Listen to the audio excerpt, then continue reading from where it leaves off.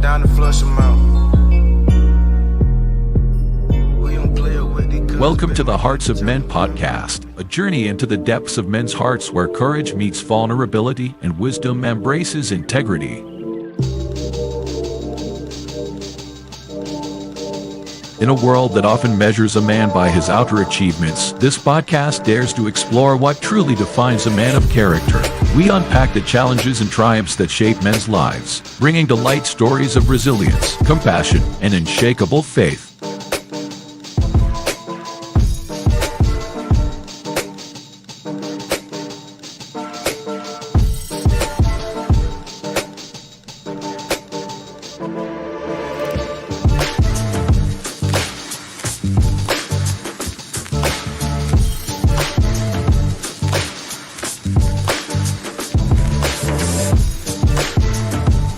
We believe that the heart of a man is a treasure trove of untold stories, powerful lessons, and profound wisdom. Through authentic dialogues and insightful discussions, we aim to unlock these treasures, one story at a time.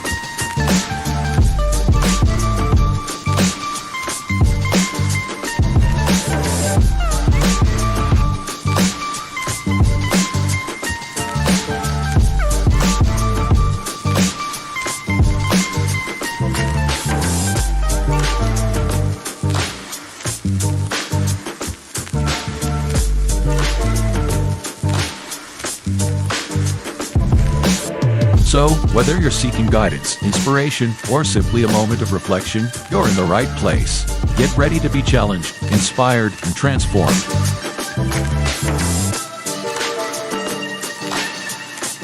And now, to guide you through this journey of discovery, please welcome your host, a visionary leader and a true catalyst for change, Dwayne Dwyer, but we affectionately know him as the Mindset Coach. Good evening to my brothers, to the community, to the livest chat that we have here on these here YouTube waves and social media. We got a good one, interesting one for you tonight, but it is also a serious one. So we ask for everyone that's in the chat, whether you are on Facebook, YouTube, Instagram, whatever platform you are listening in, please engage. We would love to hear your input, your experiences, and help us drive this train together so we can make it to the goal. All right. With that said, it's Friday, and I'm excited to be here with my brothers as always, because there's always some good talking. You know, I love how we get down when we get together. So with that said, I'm gonna reach out to my brothers and ask them how y'all doing this Friday evening.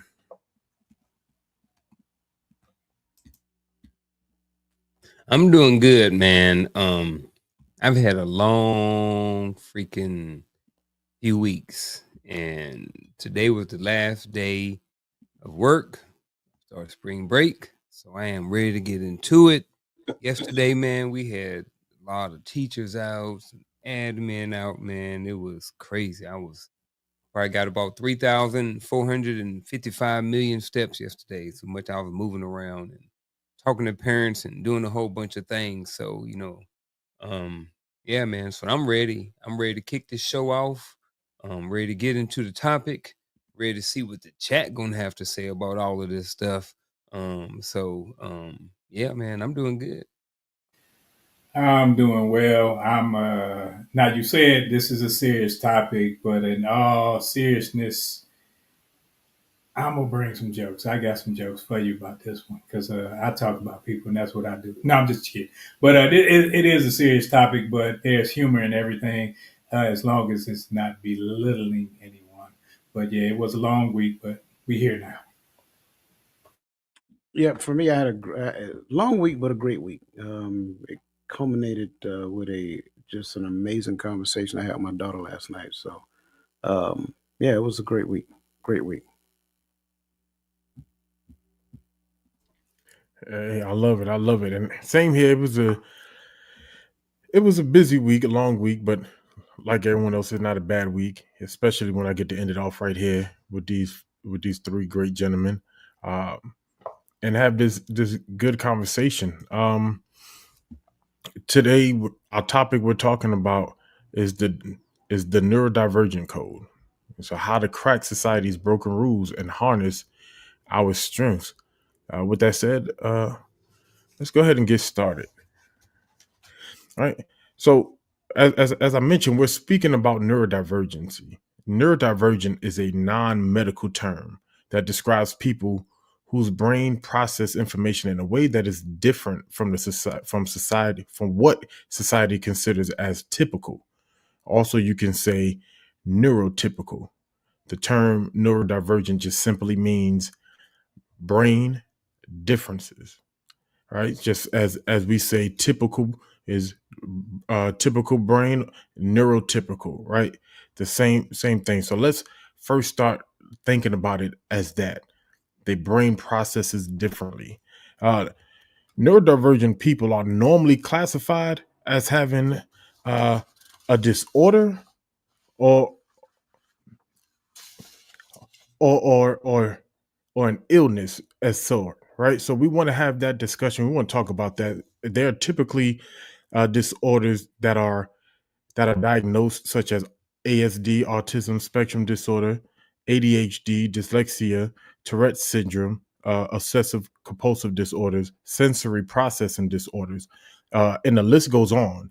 Right? Many of us have met people, have come across people, have family members that fall into this category, and we want to have this conversation and bring awareness to the the struggles of their lives and how we can assist and helping bring normalcy to the way that they live, to their opportunities, and to what we provide in our space for them.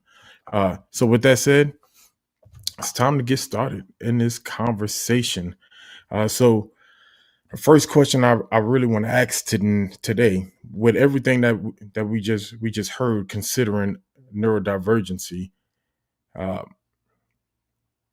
would you consider a person with that is labeled neurodivergent to be disabled?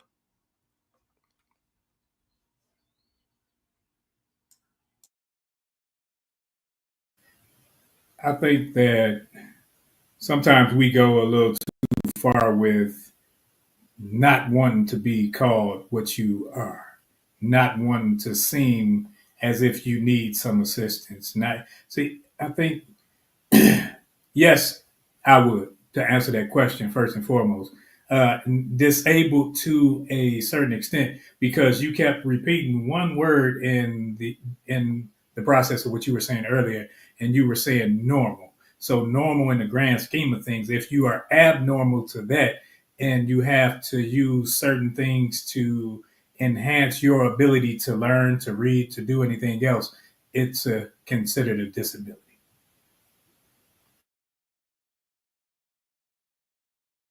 Um, I think if you looking at something as it having a label, I'm thinking things that have a label has been diagnosed by someone with a degree or has a DR period in front of their name. So if we're looking at it from that point of view, then I would say yes.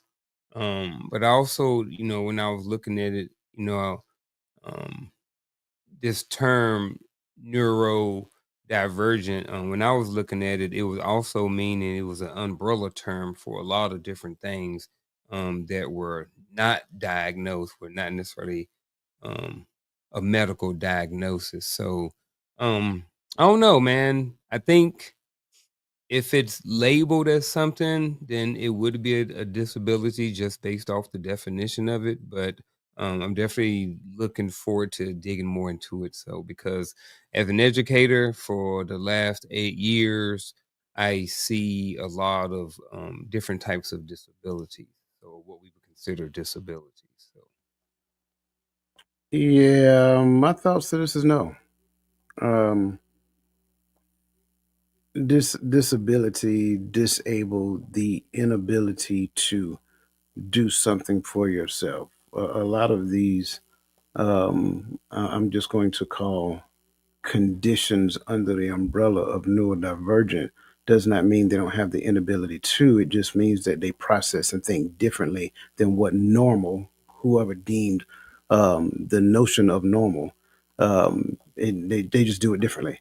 It doesn't necessarily make it wrong. It just means that they don't do it the way that I would do it or the way that you would do it. And that's just assuming that I would fit the mode of norm. But I was probably told most of my life I don't think like normal people think. So I think just this question alone, the answer is a clear and resounding no for me, because I don't think that says they have an inability to think. It just says that they think differently outside of the scope of normalcy. And even with, you said different, but I also want to use a different word, and that is, kind of harder. If you look at someone who, say if they get their leg cut off, right, they're considered disabled. So it just makes it harder or more challenging to walk. However, with the right prosthesis, they can outrun us. Or if they get in a wheelchair, like they can do more. So um I just kind of wanted to, I don't know how, I don't know where we at as far as the definition of the term disability, but I also would like to add in, if I can, that sometimes disability just means that it means it's a little bit harder to do certain things, not necessarily you can't at all. So Right. It would mean that you need some assistance to be like the average, the normal person. So that's where I would say yes, because if you need medication, if you need assistance to become average, then I understand exactly what you guys are saying, and because if that's the case, they're gonna take 50% off my disability and take that little blue tag. Wait, what? PTSD. That's 50%. They're gonna take that away. That's a disability that I can manage. But may need assistance. I may need therapy, may need medication, and everything like that. The same way where as if I had ADHD and then I had to take some sort of medication or something like that.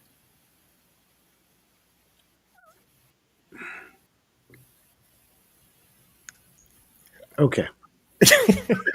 Okay. I'll wait for it. Okay. No.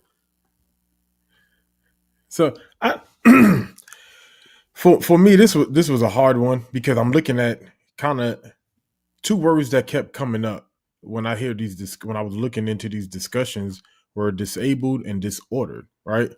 Dis means losing the ability to, and able, or dis means not, right? Or can't, or however you want to classify it. And then able means that they are not able, or they can't do a function. I think Unc, with the example you brought up, I think that's a really good example. But if I get my leg cut off, it don't mean that I can't move around, but I'm not able to walk. I can wheelchair it. I can get I can get a prosthetic, as you said, right?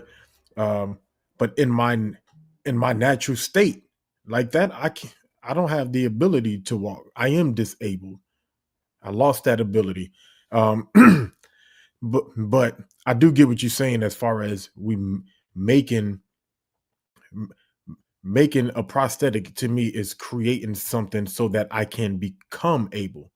But in my natural state, I'm disabled. So I think that's the difference when we're talking about neurodivergency. They don't lose the ability to think. They just think and process differently, you know. And so I'm looking at it in the sense of I can count to one, two, three, four. I could count to 10. 1, 2, 3, 4, 5, 6, 7, 8, 9, 10. Right? A neurodivergent person can count to 10. They're gonna take a second, or they may need uh, what something that has 10 pieces on it, a string or something with 10 beads to count to 10, but they're counting, they're thinking. They just need to process it differently to get there. And before we all say having the beads changes things, when you was in school, you used to have to write your little tick so you can add 10 plus 2, so to get to 12. Not everybody, but I'm just saying. I feel like, Coach, you look like you got something. I got a lot, but I need to save it. It'll work itself out in the wash. Check. So I'm sorry. Can we bring Nick D's statement back up again? Por favor. Yes, if I can relocate it again. There we I go. apologize. I do like the way she stated. She said, "Who defines normal?" Also, my answer is no. Differently abled does not equal disabled. So I do agree with that. But I do really want to hear my brothers jump on that first part. Who defines normal? Well, that's what. Well, even before the normal part, when I'm looking at, I like, she said the brain works differently. That's where I like to kind of hang out right there, where it just works differently. I see a lot of students in school and their brain just works differently. It doesn't mean it's like in certain areas, like I have students who have 4.0s who have ADHD. You know what I'm saying? So it's not that they're necessarily processing things slower or they're with the ticks. It's just that their brain works differently. Maybe they see patterns, maybe they see shapes, maybe they see numbers in a certain way that's easy for them and they can pick it up faster. So I just think of it more as the brain just works differently. It's not necessarily a bad thing or a good thing. It's very different in individual and what the neurodivergent piece looks like in the individual. So ADHD looks totally different than ODD, which looks different than someone with Tourette's. You see what I'm saying? Which looks different than a student who has dyslexia. So I think we can't necessarily just say it looks like, maybe I'm not being funny, but the kids on the short bus, but sometimes it's the kids who are the high flyers, the artists, the ones that can create certain things, the ones that can lock in. Like students who have ADHD, some of those students, they can lock in on one thing and become very, very, very, very super hyper focused on something, and they can be super great at that. But everything else is off to the side because they're focused on that one particular thing. So I like when the term different came up. And I think for me, I like different more as far as all of the terms that we've used so far, as far as how the brain works in someone who with a neurodivergent. I don't know, but I kind of like the different part, and so I'm on with that. Well, I use different in my definition, so I'm agreeing with it. All right, gotcha. I'm agreeing with both of them, but I think that sometimes we want the pretty, we want the truth to be pretty. So we will, uh, like, oh, you can't say this and you can't say that. And we understand that they are inhibited from thinking or doing things like as Nick D said, the norm. Who made that up? We understand that's through science and culture and all these other things, saying you acting different from everyone else. But I think that sometimes we don't want to just call something what it is. And also, we may not want to identify with said thing because it's a negative stigmatism attached to it.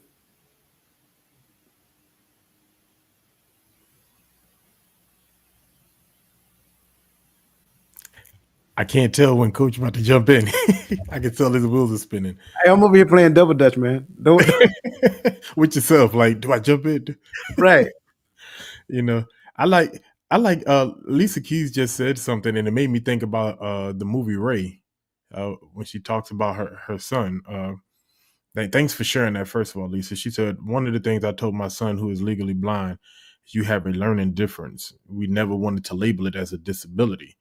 And it makes me think about when Ray's mother was sending him off. She looked at him and she said to him, she said, "Don't you let anyone turn you into a cripple." Right. So it kind of goes into what Verlene McCoy said, because at first I was thinking about what she said, but looking at Lisa Keys, it brought it together for me. So you are only disabled when you don't try to make yourself able. And so I get that. I get that. So I do appreciate y'all killing it in the comments today. Um, moving on to the next question. Now, and this is just pulling from our own personal experiences in life. The question is, have you ever encountered someone in your past, right? Whether family members, siblings, friends, teachers, or whoever in your past that was neurodivergent? And if so, can you kind of explain? I've encountered a bunch. Um, where do I start? I've seen elementary students. Definitely not going to name names or anything like that. Actually, let me pause. I don't want to go there. I've seen grown adults, grown men who have not what we would call mature to a certain level. And after a certain amount of time, you start to think maybe there's something a little bit deeper as why this person may not have had a certain level of success or a certain level of being able to provide a sustainable lifestyle for themselves. So you're like, how in the world did this person get to 30 years old or 35 years old and they still haven't broken free, and they're still living at home with their parents or something like that. They're staying in the basement. They don't have a lot of friends, a lot of different things like this. So it's like, is there something going on here, or is this just normal behavior for this type of person? So um I wonder sometimes, that we brought this up because when we're talking about these things that are not necessarily considered diagnosis from doctors, then we're going based off of our own assumptions of what we think this particular disability looks like. So as I get older, and I'm 49 now, and I've been around a lot of different types of disabilities, when I look at grown adults sometimes, and I see how they move in life, I wonder, say, hey, look, is this person, on the spectrum? Does this person over here? And it's not that I'm trying to diagnose them or anything like that, but I do think that sometimes I do know that I have come across some grown adults in my life who may have some sort of neurodivergent situation going on in their life, just based off of the outcome and how things are going on in their life, because they're what we're saying, quote unquote, not necessarily normal behavior of how adult live their life in the United States. Most men 35 years old are not staying at home with their mother and their father. So that's something that's out of the ordinary. So then it's like, well, why? Is there something deeper going on in there? So I would say maybe yes, because like we said, it's a non-diagnosed thing. So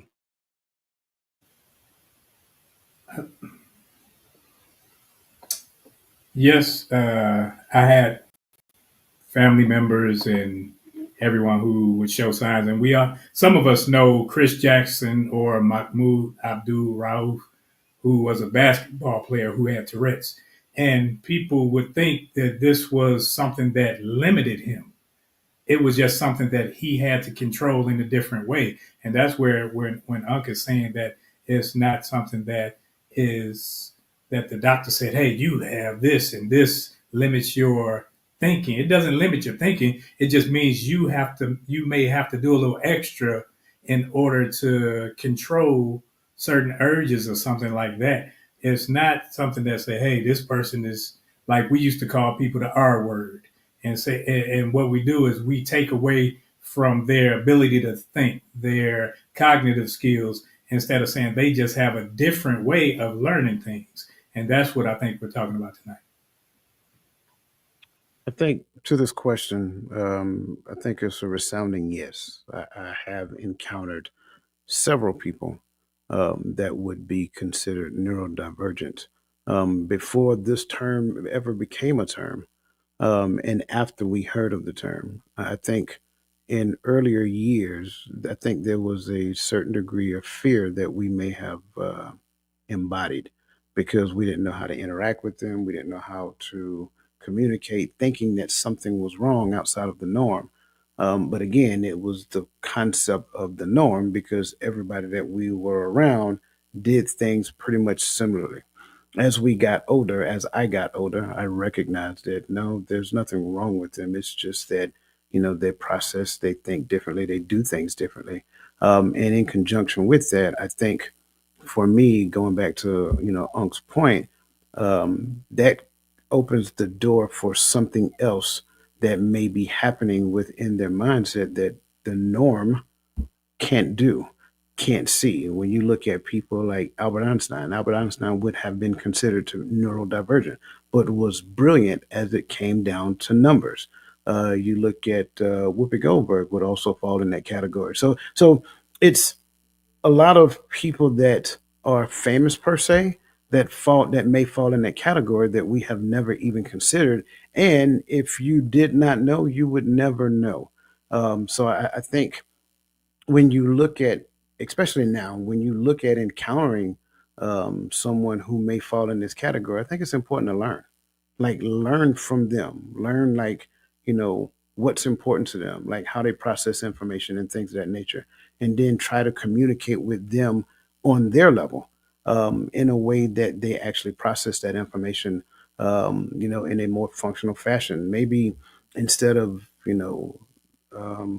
don't know. Again, just understanding how they process information and then adapt to that. I think that's one of the things that we don't do good at. We don't do good at adapting our communication style to the people that we're talking to. We want everybody to adapt to us.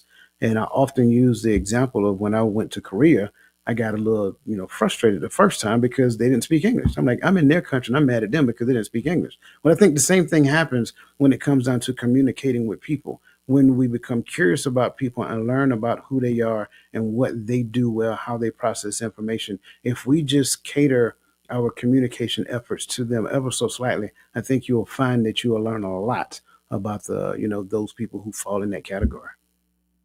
I think a lot of these students I've encountered, I think they're some of them are like super like I don't want to use this term like super smart, and I don't you know what I mean by smart, right? Some of them, man, like I remember teaching the class, and two of them they was back and forth. One like sharks, and the other one like dinosaurs, and they was going back and forth while I was teaching, having a whole conversation that they understood. They was going back and forth, and I've seen other students that have disabilities, students that are like mute and different things like this, and they're carrying on conversations and playing and stuff like this. So I definitely understand the power of, and understand the power of nonverbal communication.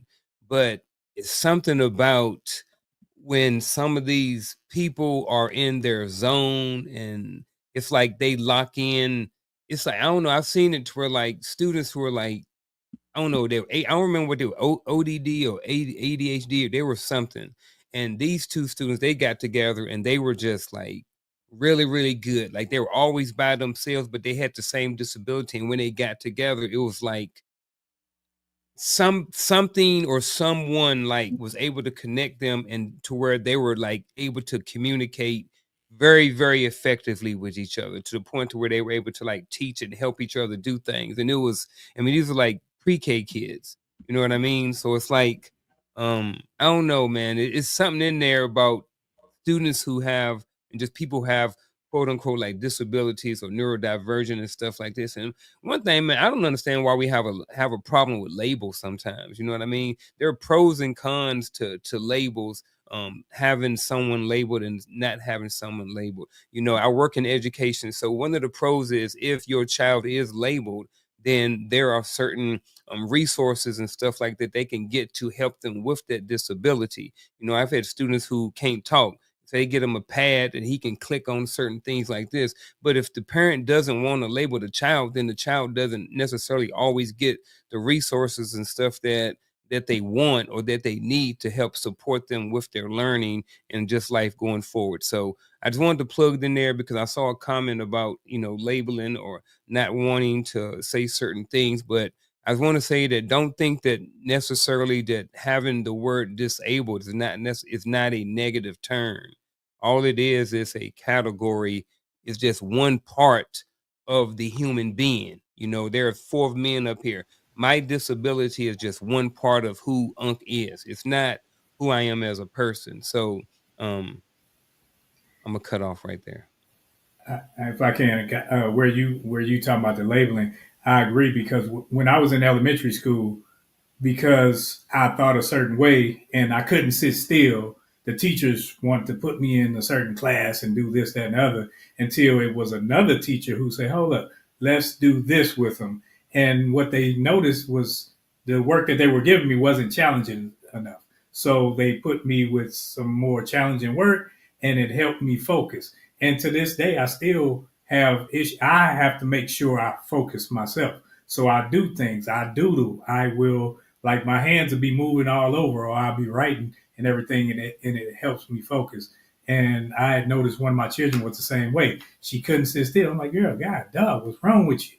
And then I noticed that she was like that, just like her daddy. But it's not an intelligence issue. Sometimes I think labels sometimes are meant to control more than they are to help. 100%. That's why, Um, like I said, it's pros and cons. There are yeah, times where labels need to be in place, and I think there are times where they're definitely overused. yeah, I'm with you on that one. Like I'm kind of six in one hand, half a dozen the other. As a parent, my main concern is always my child. What I don't want my child to do is take on a label as a part of his or her identity. That's the other part. I got the whole label releases funding and things of that nature. And if my child is to the degree that they need certain apparatus and things of that nature to actually do the work, that's to me that's different. But I am also that person, like I'm careful with putting that label on my child and then my child harnessing that as though it is like a part of their identity. That's the dangerous part for me.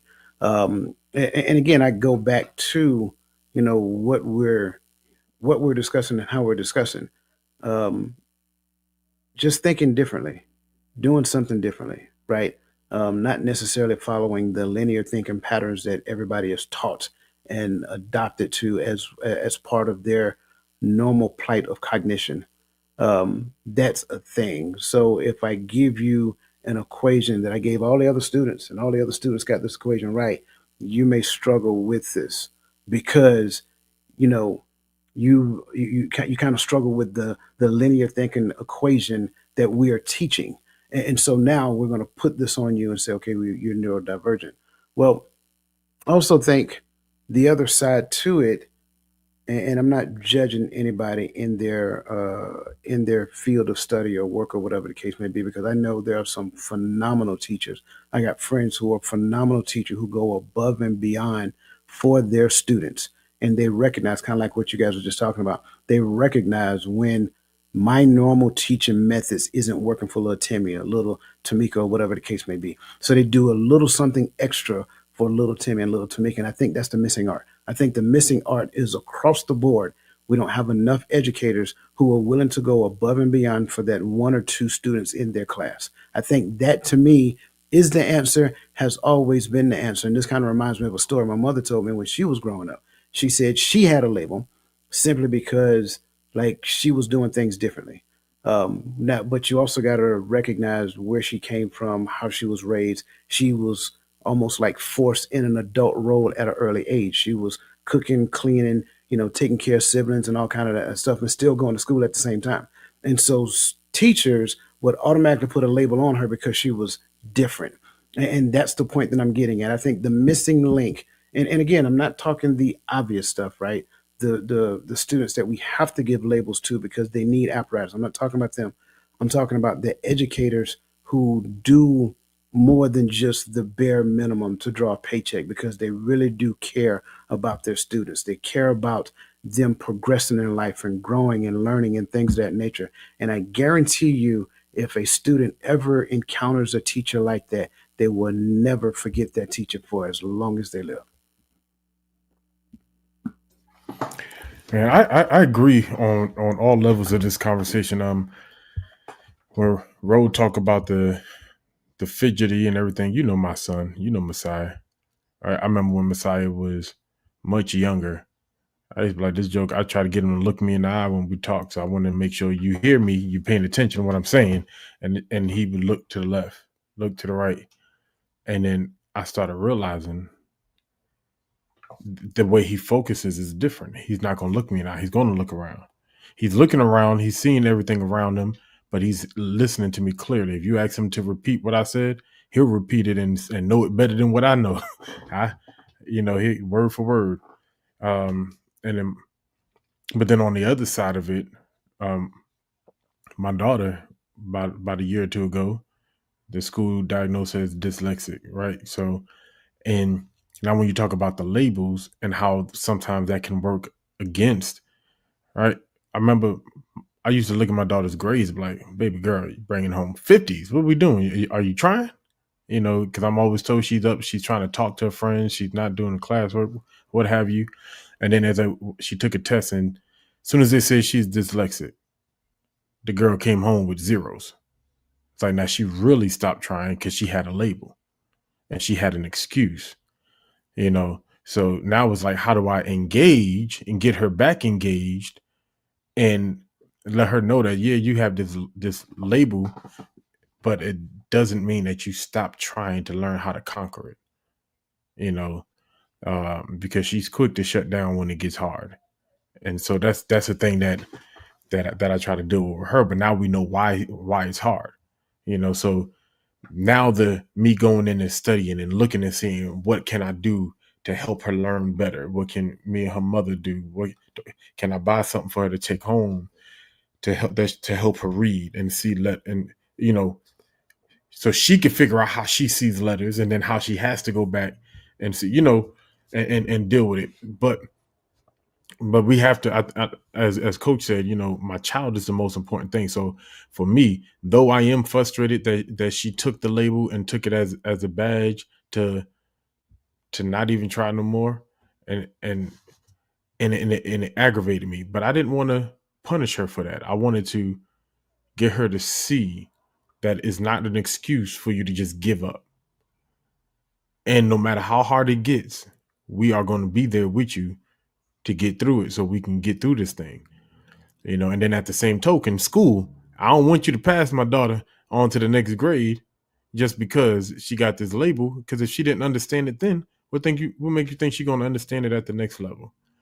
And I know some people may disagree or agree with that, but that's my stance on it, because I still want her to understand all she needs to know to get out of the school system properly, grade by grade, understand it, learn it, and let's conquer it, not to pass her through because of it. Now, Coach, you kind of jumped in there on my thunder. I didn't tell you, but it's all cool, because I got a list, right? When you talked about Albert Einstein, he's number one on that list. Nikola Tesla is on that list. Leonardo da Vinci's on that list. Picasso's on that list.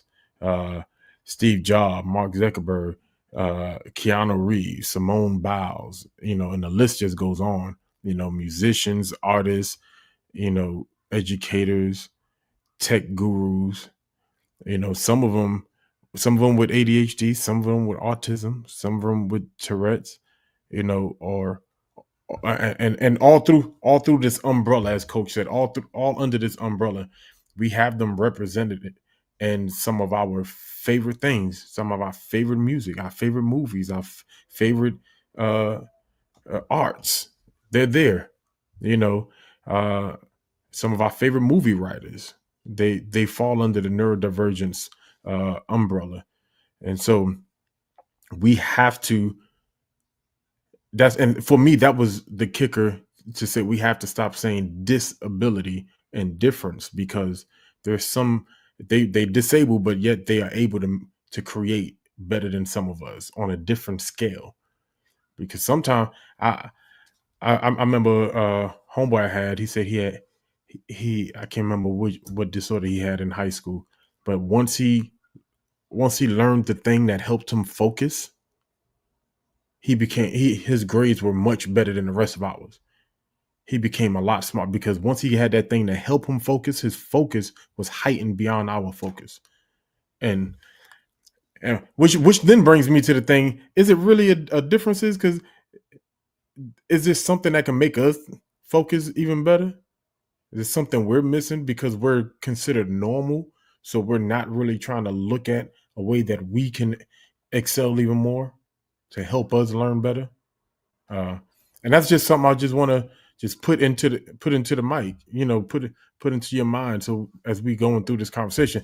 So with that said, I think it was Sister Nodella further up. She said, I may have, but I didn't have the education to really know if I was dealing with someone with neurodivergency, right? Which I think all of us can fall into at some point in our life, no matter what we know now, there's a time when we didn't know. And we just thought, Uncle Jimmy was just funny. He came to the cookout acting crazy. He might not have known that he was neurodivergent. Might be why he was the loud one at the party, at the cookout, or what have you. You got something on that, Coach? Yeah. Just for the sake of conversation, Jen does not make you neurodivergent. I'm just putting it out there. Facts. But maybe coping with it is the reason why the gym was turned upside down. You know what I mean? Hey, I don't know. No. But with all that said, my next question, before we knew, right? Let's get our mind there. Before we understood what these differences were, how did you handle those people in your life that you can look back now and say, yeah, they probably were neurodivergent? I handled them normally before. I did. So here's what I say. Because I didn't know, all right, I'm speaking about one particular person. So remember, as I said before, is different. Tourette's may look different than ADHD, may look different than ODD, may be different than dyslexia. So for this particular person, I handled this person normally before because I didn't know that they were neurodivergent. Once I figured out a lot of different things, um, became clear, and I'm like, oh, this why. So after that, I realized that I had to handle the package with a little bit more care. I couldn't use certain words because they wouldn't be understood, So again, like I handled the person normally, but and I think it's easy to say that, we got to handle everybody the same and don't treat people differently because they're neurodivergent. But I think sometimes it's okay because if I am speaking up here and the person can understand, then it means I do have to adjust a little bit so that they can understand the way in order to have effective communication with this person. So I understand that in certain cases it's definitely okay, and that in the general census, we should treat people equal and with equal equality and all these different things like this. But I do think that there are certain times whereas someone, if they can understand or they need a certain type of communication, that I have definitely altered my communication with this person in order to have more effective communication. I couldn't talk to them like that. And I wonder, how come they don't understand? How come they don't understand? It's like, this seems simple. They don't understand it. But it wasn't until some years later where, now and I get it. Now this is why he never did understand. You know what I mean? So, like I said before, I knew I handled the person normally, but then once I understood that this person fell up under the umbrella of neurodivergent, I adjusted my communication styles to have a better, more effective communication with the person. See, this kind of goes back to what I was saying previously, right? kids are cruel. Now, I'm not saying, I had a upbringing to where my mother would stomp a mud hole in my behind if she realized that I was picking at another child, because of something that was outside of their control. So I can clearly say that that part I didn't have, but I witnessed a lot of people who would pick at them. So kids are just cruel. Um, I think I was more, like I said, at some degree, I was afraid. But then, I still communicate. I remember one young lady, again, will remain nameless, um, and it was a difference. I could see there was a difference, but I still tried to communicate with her as best I possibly could, and she was, fully functional. She could process information, all that other great stuff. I think there's a difference between then and now because you did not know what you did not know. So you did the best you could with the limited information that you have. I think now the difference is that, kind of like going back to what I said previously, you cater the communication to the person. So understanding the person to me is more important than understanding, what their and I just say difference is. I say it that way, and I'm struggling saying that because I really don't like saying it. Um, knowing the person is more important than knowing the difference. If you know the difference, then what you're going to end up doing is catering your conversation to the difference of the person. But you got to realize sometimes you will encounter people, they don't want you to help them do the thing. They want to do it on their own. So if you know the person, right, you can help them do it on their own and not do it for them. And I think that's the key. That's the big difference for me. That's the difference between not knowing what it was back then and having a better understanding and not robbing them of their own independence at the same time. So when you do that, now you're actually functioning in a relationship with that person. You're working with that person, so forth and so on. And then they don't feel like you view them as handicapped or whatever. And again, I'm struggling with that as well, right? Yeah, and that you're right, Lisa. You help without enabling. And then even with that, help at the level that they want you to help, because sometimes they don't necessarily want you to help. So I think that kind of goes back to knowing the person. So again, back then, didn't know where I could help, was kind of a little fearful with helping. And so a lot of times I may have communicated and stayed out the way. But now the difference is that I'm looking to partner with. So it's like whatever it is that you need me to do, I'm there to do it with you, not necessarily for you. But I also want to inject another thought, Gary, because you asked a question, and I kind of want to inject this before Roland go into his statement here. If Because creativity is a beautiful thing.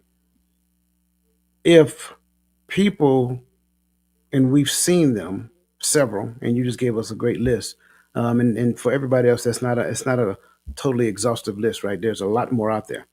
If people who don't necessarily subscribe to the linear thinking patterns that society deem as being normal, and those people are creative, is it possible that those of us who subscribe to the linear thinking pattern and hold firm to that, we struggle with creativity because we can't get out of that linear thinking pattern? That's just a thought I want to throw out there. By all means, we're welcome to talk about that after Roland to give his point. I'm glad, Coach, you said what you said at first, how you were and your mother would stump a mud hole in you. I didn't have that guidance. So growing up, I was on the other side of that. I was that kid that would make fun and point out flaws and differences or whatnot Oh, we because, know. oh, yeah, We because, know. but back then it was because I would point out other people's flaws and this so that it would shift the focus away from me. So if I shifted over there, they ain't talking about me, they talking about this. And so I found it funny, and I found it where people would leave me alone when they focus on those things because I was a child and I thought as a child. And then when I learned, when I was around people who were different, who had differences, but I saw that even in their differences, we are still the same. We just process differently. And when I found that out, I was like, oh, it's the same right here. I'm treating y'all the same. And now there was a time where I stopped talking about their differences and just talked about them just like they were anyone else. And that made them feel more inclined to be a part of the group or whatnot. But I think that differences, like Coach, you said you don't like using the word. I think when it comes to differences, I like to acknowledge differences, not focus on differences, but acknowledge because it's a part of you that you bring to the table where I can learn from. And that's the only, it's like where it comes to differences for me. But even with you saying that, bro, I'm thinking about it too. Like a lot of people, regardless of what the differences are, I think if you exclude them sometimes from being the butt of the joke, makes them feel different. So, and I mean, not cruel, but we joke on each other, we joke on everybody, but then we tend to stay away from certain people and don't joke on them and don't make them but a joke because of their differences. Doesn't that also make them feel excluded? And I'm not saying let's just go out there and just joke on everybody, but if that's who I am, if I'm a jokester, you getting it. This some of the best comedians just go see live are the ones that joke on everybody. They're gonna catch it from every angle. There's a difference in joking and saying hurtful things to get a laugh. Yeah. And that's why I said not cruel, not being cruel to them. But and I know as a child, I'm pretty sure I can guess how bad it can get before you met Christ. No, I'm joking. Yeah, I'm joking. But that's what I like pairing that even to when Onk made the statement about treating them different. I mean, treating them normal, right? I think there's a difference between creating an environment for them to thrive and treating them different. Normal, hey, we joking, we going for the dozens, you getting the dozens as well. Because I know some of them that give you the business. Like ADHD, everybody I know with ADHD, they quick with the guns. You better be careful. Oh, my bad. You're talking about. But that is something that I did want to highlight from what y'all said. But before we move on, yeah, Coach, let's talk about that because as I'm looking through this list, and like you said, this list is not even close to exhaust. I skipped a bunch of names, right, to get to because I wanted to include some older names and some current names that are relevant. But this list goes on, and you can go on different sites and get different names. And it's so many names out there. And so with that said, like, is it us? Is it something that we haven't tapped into because we label ourselves as normal, so we're not tapping into whatever it takes to heighten our focus, to heighten our creativity? As you said, is it the fact that we can't get out of this linear thinking? Are we the ones in the box? I really want to hammer at that. Uncle look like he ready. I'm just trying to make sure that we're on the right path we're about to go down. So I think I might need to hear the question first, but I'm ready to dive in on this. So I don't think I really posed it. Well, I did pose it as a question. I said, because we're talking about neurodivergency, and there's a lot of creative people who fall under the umbrella of neurodivergency. And we understand that neurodivergency just simply mean that they process information differently, which goes outside of the normal ways of traditional thinking, linear thinking patterns, right?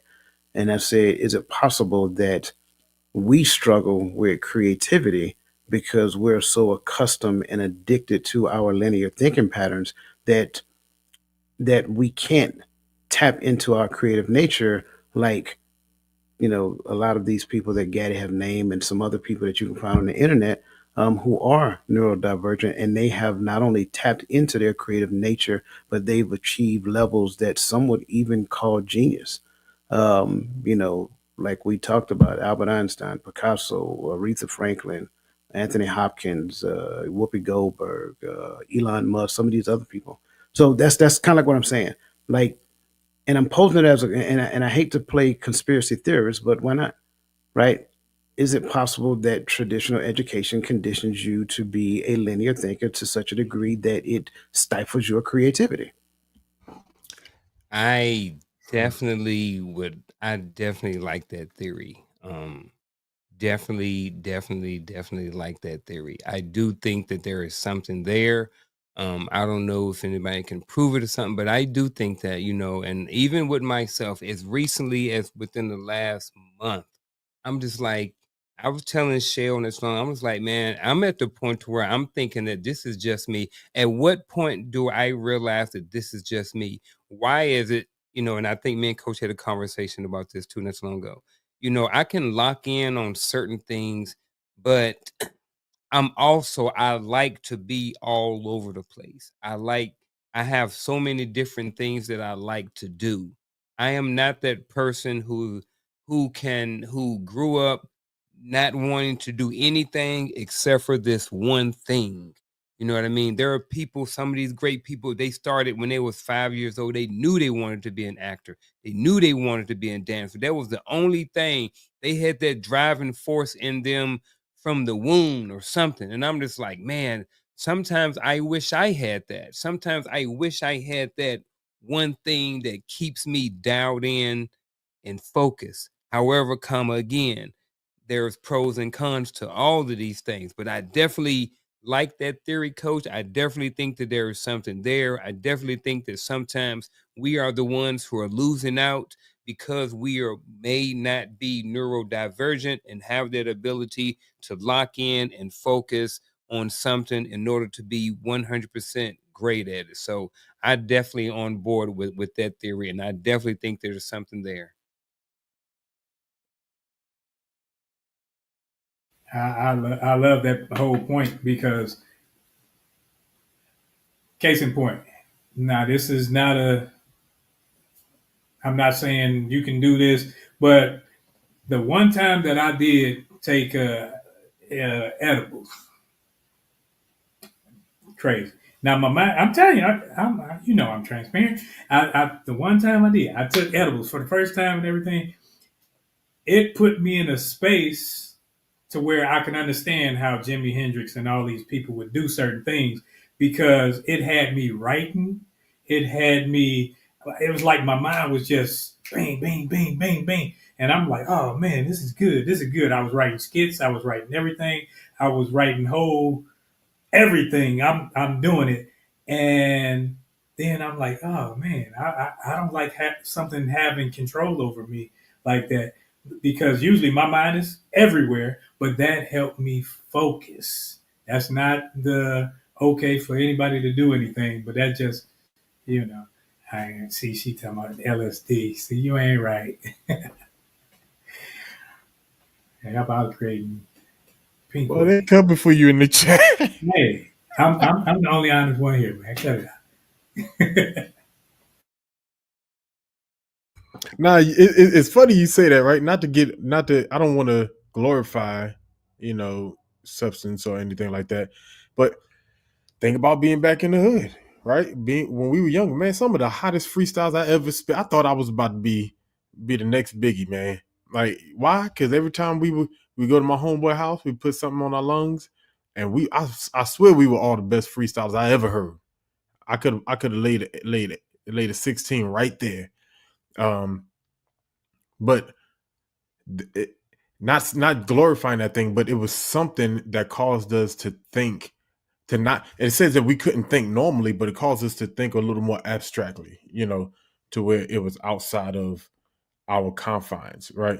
And so I'm I'm with that. I like that you pointed that out because that was hilarious to me because that immediately clicked back those ciphers back in. Well, I mean, if we can get off the drugs for a second, I mean, like, why don't we ask ourselves questions that have obvious answers? Like, if addition incrementally increases numbers and multiplication is supposed to like increase numbers drastically, then how is it possible that 1 + 1 = 2, but 1 × 1 = 1? You sound like Man, I'm about to cut my camera off. You sound like Terrence or, Howard. or to close up shop for the night. Nah, but I heard I swear I heard Terrence Howard say the same thing, and it messed me up because you really got to think multiplication is supposed to add in a faster length than Right. addition. So addition, one plus one adds, but one time one stays the same. That nah, I'm with you on that. Just by the definition of the words, it doesn't make sense. Right. So if we're just looking at normal work, right, two people should be able to do twice the work, right? Not just, oh, I got my level of work and he got his level of work, so we can get there, twice, no. Like it's supposed to be multiplied. Like we don't really think at that capacity. Like we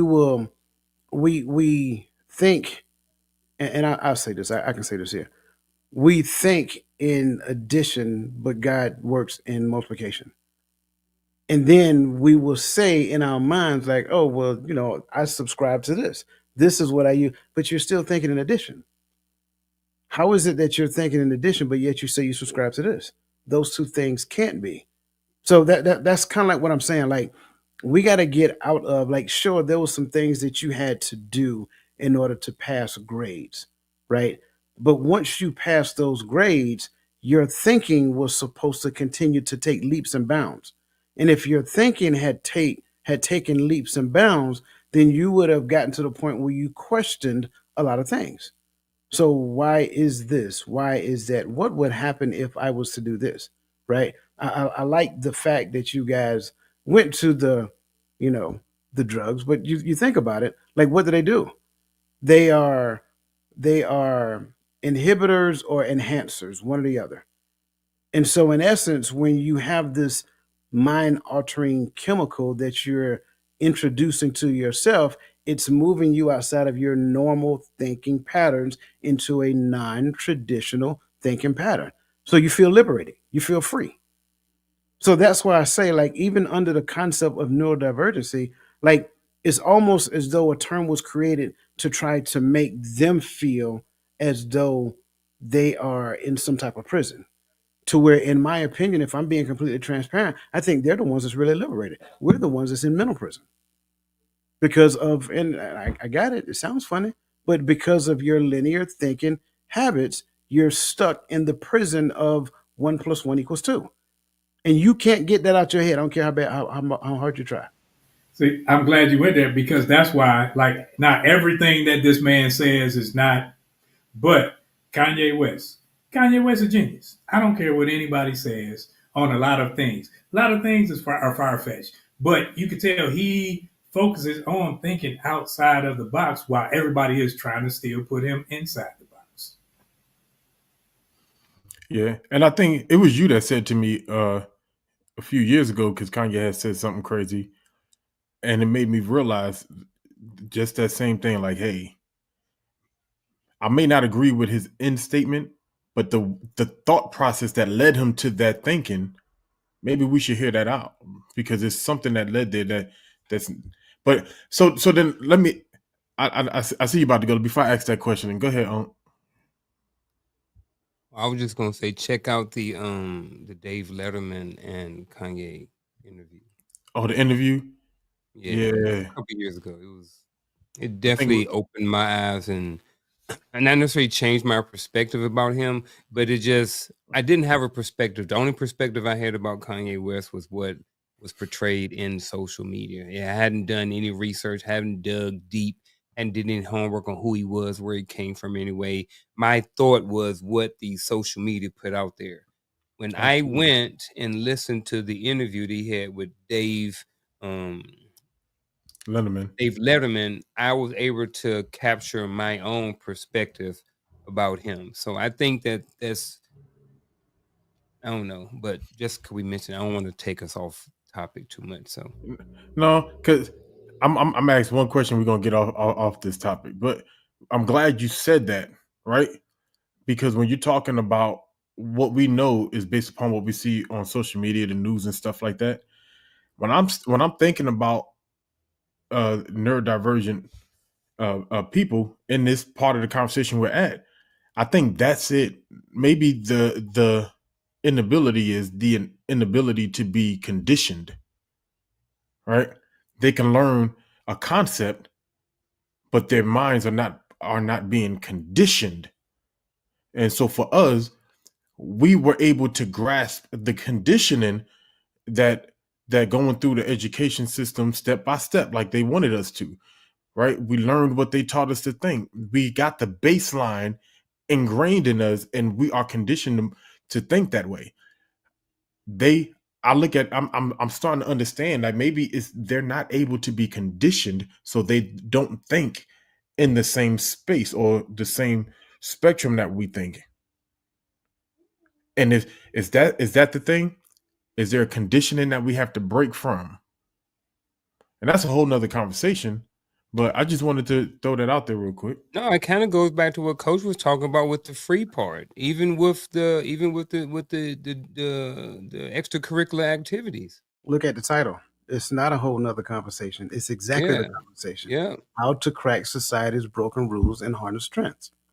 Like, what would happen if we would actually allow, let's just say, a person who's classified as neurodivergent? What would happen if we allowed them to teach us? They do. We having a conversation now. Man, I don't know. I just, that's one of my highlights of my day. Is going down or just being around and I know when we're talking about neurodiverse, these are ones, and I'm talking about some extreme cases, but and I'm just going to go with the extreme cases right now. I was literally having a moment at work earlier this week, and I went down there, and real quick, bro, you ain't got nothing to be complaining about. You know what I mean? So I think for me, sometimes when there are extreme cases of someone being neurodivergent and labeling all those things, I think it'd be a reality check. But I just think, man, it's just, I'm down there and and I'd be around people, man, and it's just interesting and very rewarding, the information that you get and receive, and just seeing how so many different brains think. Like when we're on social media and we hear, not everybody's like us, but in general terms, we kind of see a lot of people kind of around the same way we are, whatever, like this. But when you go over there and you see people who think totally different, like for me, I'm like, what in the world are like they thinking? Like, I want to know what they're thinking. When someone is looking at me and this little girl comes up and she points and she's like, she's nonverbal. Right. And she's pointing at something on my shirt. I was like, what is she thinking? I know she wants to say something. What is she trying to say? And it's like, I wish I could go in their brains sometime and kind of really see like the way they think. It's just interesting to me. I've always, ever since I got into education, I really gravitated towards, neurodivergent students, the extreme and the mild cases of it, if we're classifying them.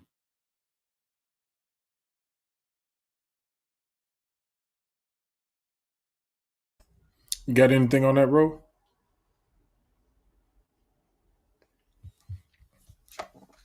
Man, I'm loving this conversation. What would happen? I think one day I'm just gonna randomly ask somebody that question, just to see where it takes. But I think more people are than aren't. I think we just don't know, or it just hasn't been identified, or it's not extreme to the point where we can see it for what it is.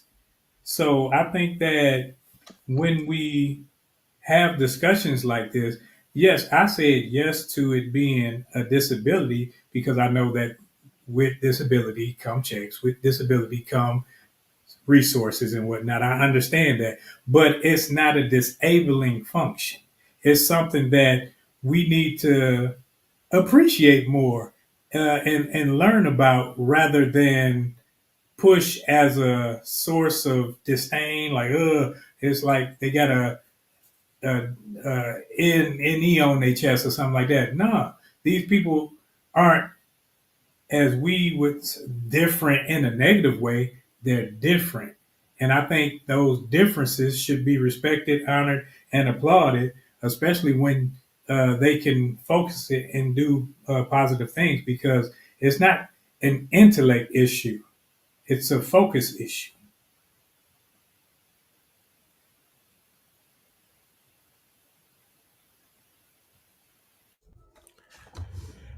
I agree. I agree. But I wouldn't even say, well, yeah, a focus issue. Yeah, for some, and then once they learn how to focus, they, like we already mentioned, you know, one honorable mention I didn't mention was like Tim Burton. There's a show, it used to be on Netflix, might still be on there, uh, and I watched it a couple of times, and it's called The Movies That Made Us.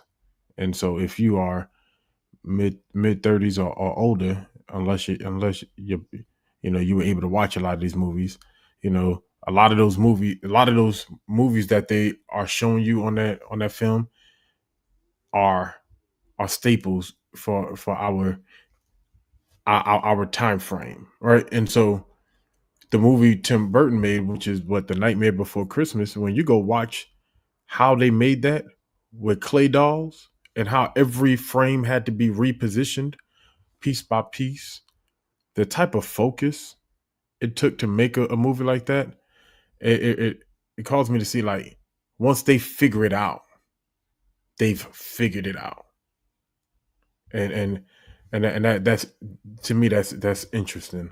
Um,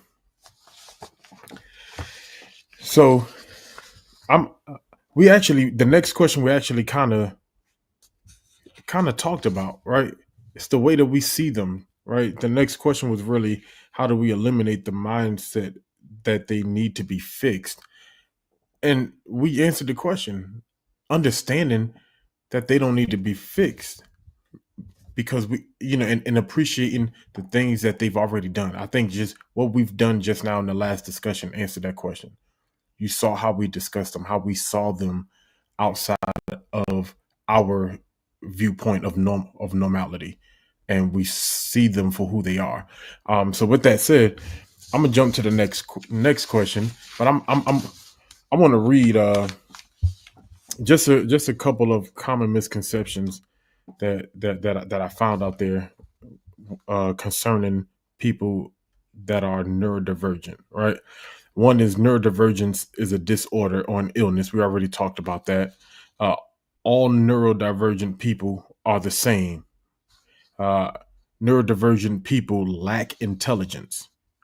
ADHD is just hyperactive.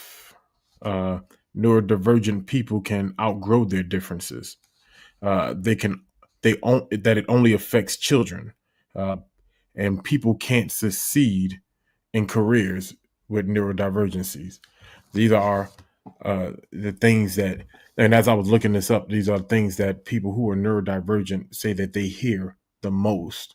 And there was more. The list was very long, but I didn't want to worry us that long. Um, so my next question is: do you believe that where we are today in society, that we have broken the stereotypes of the neurodivergent community in America? And if not, uh, do you think that we can get there? And I said why, but and how, if you can.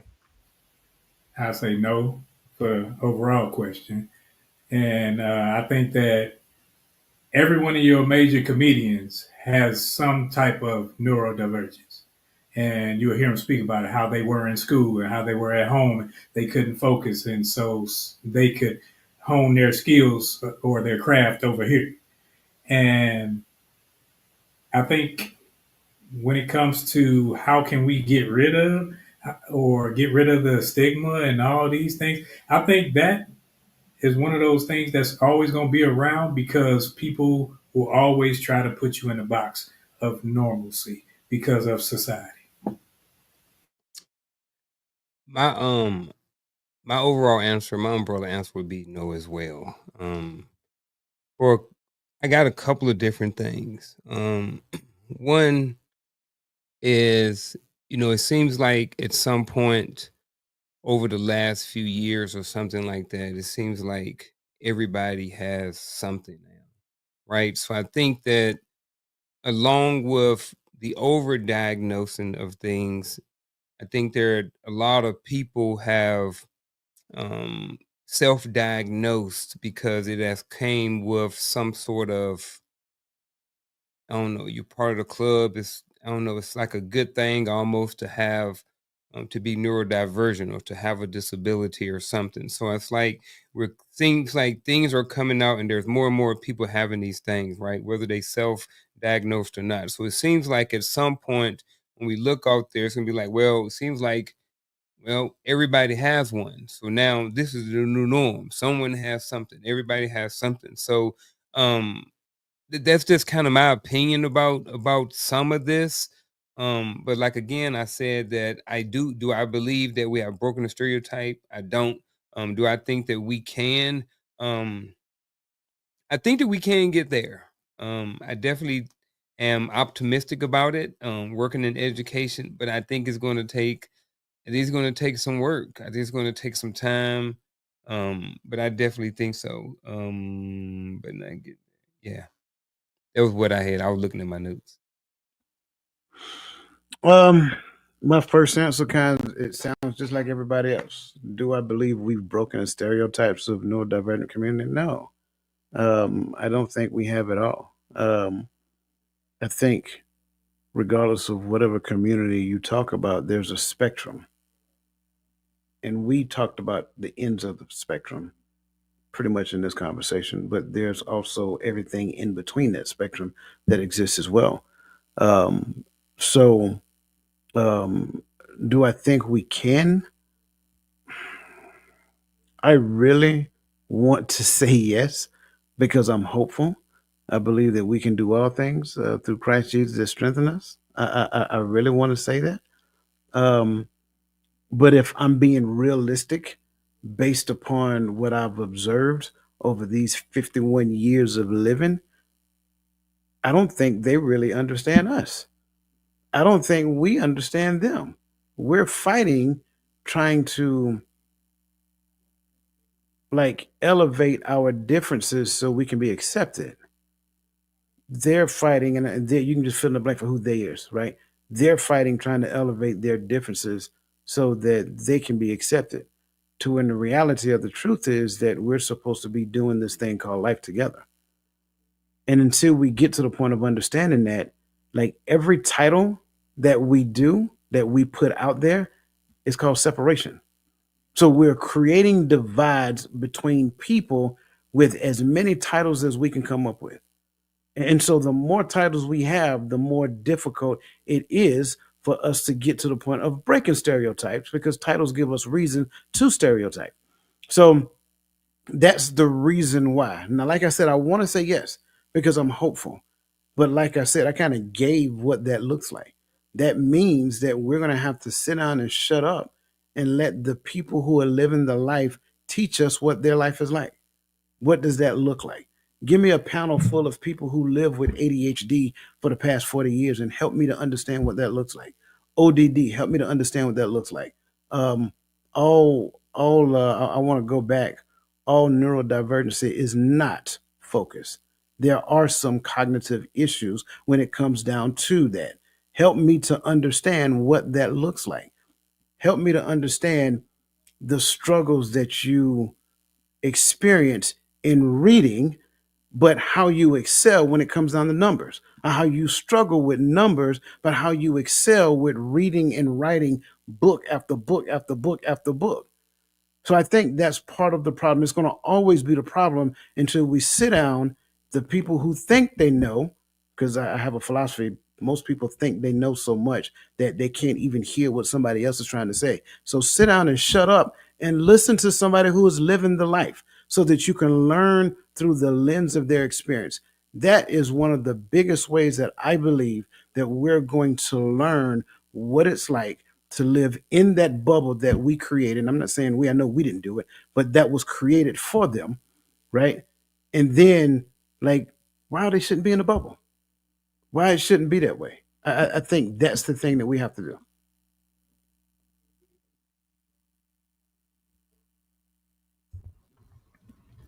Was that everyone? I think everybody. Yeah. I'm with you. I'm with everyone. No, we haven't. Uh, do I think we can get there? So here's my thing. Now that we have talked about neurodivergency, I think pretty extensively as we can in an hour and a half show, um, I look at them the same way I look at any any different, right? Because what is different, right? First, we got to talk about what is normal, and when we talk about normal, look at the if we look at what is normal, then we have to say everyone that is different, right? Or everyone that is grouped in America, at least, has stereotypes. And I think I look at it just the way I look at it culturally. As long as we live in a cultural diverse nation, community, whatever, there will be stereotypes. Treating me kind is not an indication of how you think of me. Sometimes it's an indication of what society accepts. Look at it, right? When we were under the presidency of President Barack Obama, we were screaming, "We've overcome." We switched cabinets, and all of a sudden we found out there was more racists than there were before he got in office, because they felt like it was accepted again, right? And so I feel sometimes the way you treat me is not indignant upon the way that you think of me. It's sometimes it's based upon what society accepts, right? The same. Never mind. I can keep going with that example, but that, to me, that's how I think about it. Can we get there? I think as long as there are differences in people, there will be groupings and stereotypes that people have, and all because society does not accept that behavior any longer. Right? We talked about the R word. There's some people out there that argues, well, the R word was the medical term when I was growing up, so I'm gonna still use it, right? That's actually a thing. That's a campaign on social media, really. If you look up this word, neurodivergent, in social media, and just go through the reels, right? That's an actual thing, and it's because that's what we were told until society. Now, so what they're saying is I don't use it publicly because society doesn't accept it. So I don't know if we will ever get rid of the stereotypes. But if we're going to, I think this is the start. Let's talk about them. Let's talk about neurodivergency. Let me stop saying them, because that's a start. Let's talk about neurodivergency as how they are, not as a difference from the norm, but as in a difference from me. Because Unc thinks differently than I do. I could tell when he's processing. Right. I could tell when Coach is processing. Roland processing right now because he's writing. I could tell that's how Roland process. He reads and he writes, or he thinks and he writes. Like, we all of us have a divergent in the way that we think, right, from one another. So if we look at them look at neurodivergency for what it is and who they are and what they've accomplished, like we do any other grouping of people. And then I think that would be the start. And then we just have the conversation of them as just people and not difference. That's my take. Brothers, y'all got any alibis? Oh, good. With that said, well, it's our bittersweet moment. It's time for us to get to our final thoughts.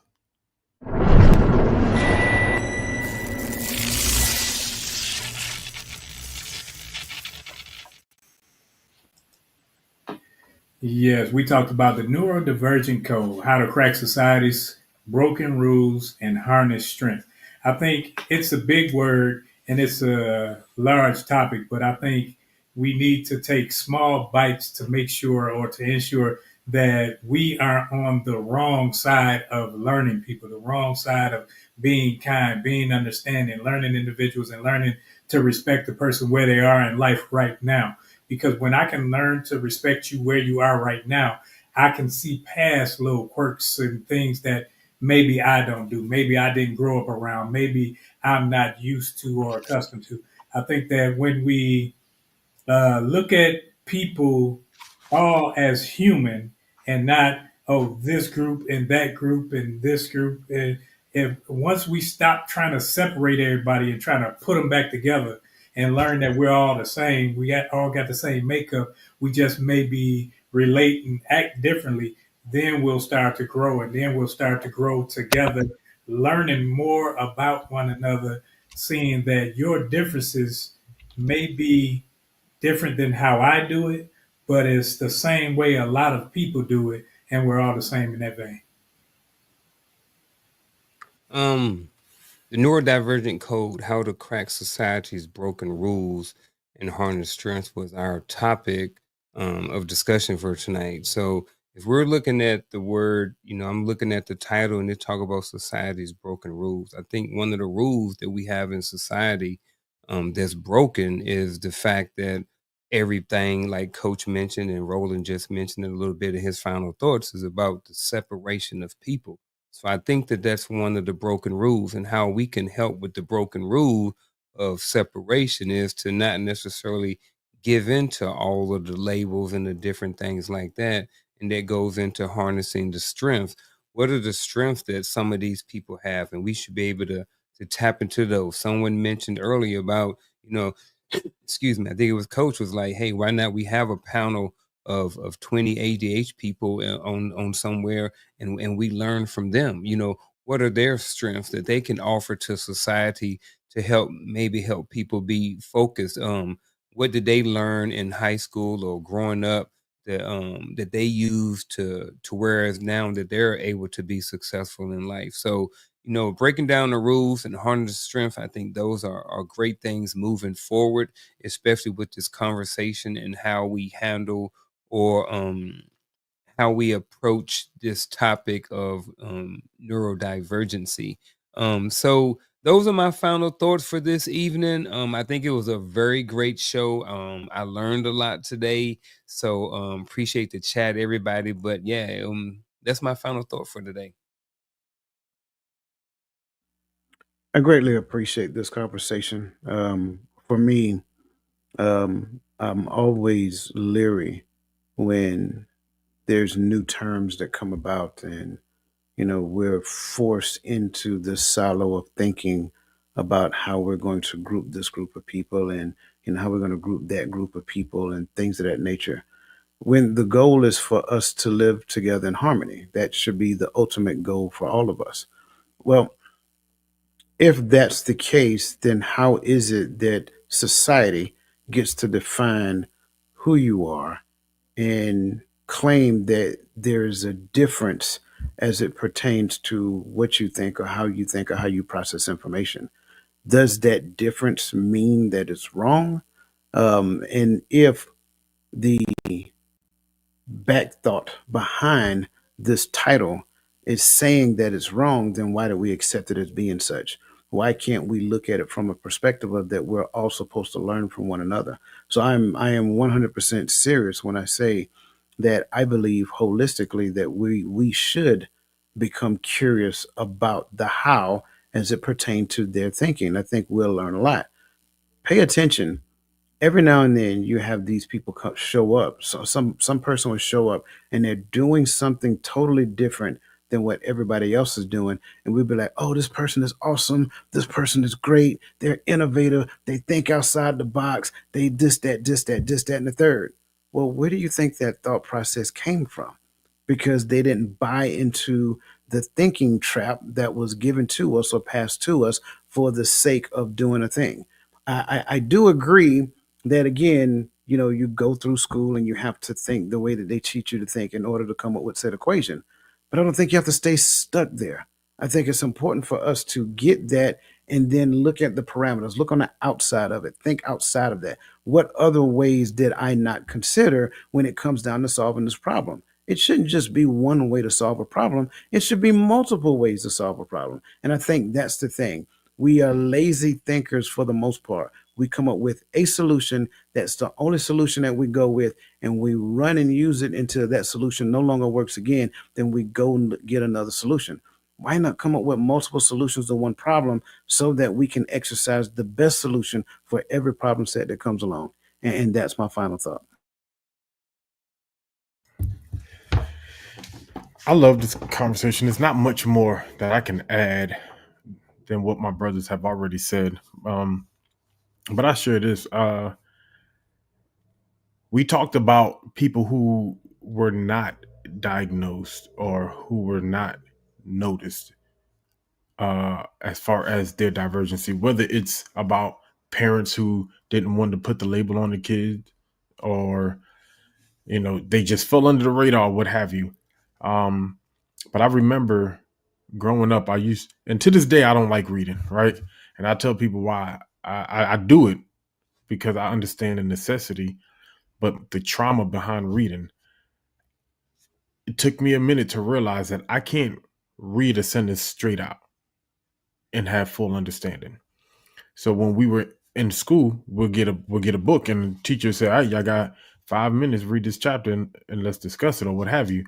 Man, and as we're reading through the book, whether we're reading it in silent or we're reading along together, I could not keep up because I had to keep going back and read it again. So I knew what I read. That's just the way that I process. To this day, that's how I process. I love reading and explaining things, but I'm not going to get there as fast as you want me to get there because I'm going to take a little bit more time. That's my difference. I don't know if there's a letter for it or not. I don't care. But I had to understand that about myself, and I honor that. I love how my mind thinks when it comes to understanding and explaining what I've read, because I found my way to get there. I unlocked my key, which was take your time, read it slow, and read it again. I can't do it like some of y'all could speed read through and go back and write an essay. No, I'm a slow read through 6 times, and then I'm a slow read through even slower on the 7th time, so I can jot notes and I can have full clarity of what is at hand. So all I'm saying is, there are things that we haven't unlocked, dreams or desires that we walked away from because we just thought that we couldn't do it, or we just thought it's something that I like, but I just can't understand it enough to get there. You just haven't figured out how to unlock it. You haven't found out how to get there. And guess what? For me, I had to suffer to get there. And so when Coach quoted Philippians 4:13, I had to go back and read it. And from 11, he says, "Not that I speak in respect of want," right? I don't want no sympathy, nothing from nobody. "For I have learned in whatsoever state that I am in, therewith to be content. I know both how to abase and how to abound. Everywhere in all things, I am instructed both to be full and to be hungry, both to abound and to suffer need. Therefore, I can do all things through Christ who gives me strength." And so that's how I look at this conversation. I just want to thank everyone for indulging us in this conversation, for my brothers for keeping this thing going, because if it wasn't for y'all, I would just be a guy asking a bunch of weird questions, right? So I appreciate the conversation. The brotherhood, the chat, y'all were booming tonight. I don't think it could have gone any better with the chat that we have. So I appreciate you all for your inputs, for teaching us, and for having this conversation with us. But let's not forget what all we have coming up. Do we have anything tomorrow, Coach? We have nothing tomorrow, and so Sunday, y'all know where we at. We on that tickety tock. Is it Euro? So please make sure y'all catch roll live. We're gonna be there. Tell a friend, tell your friend to tell a friend, and let's just keep having these conversations. Let's keep getting better. You got any caveats, Coach? Unc, Ro? With that, hey, you know my thing. Let's keep ourselves available for all those we love, and let's keep moving forward.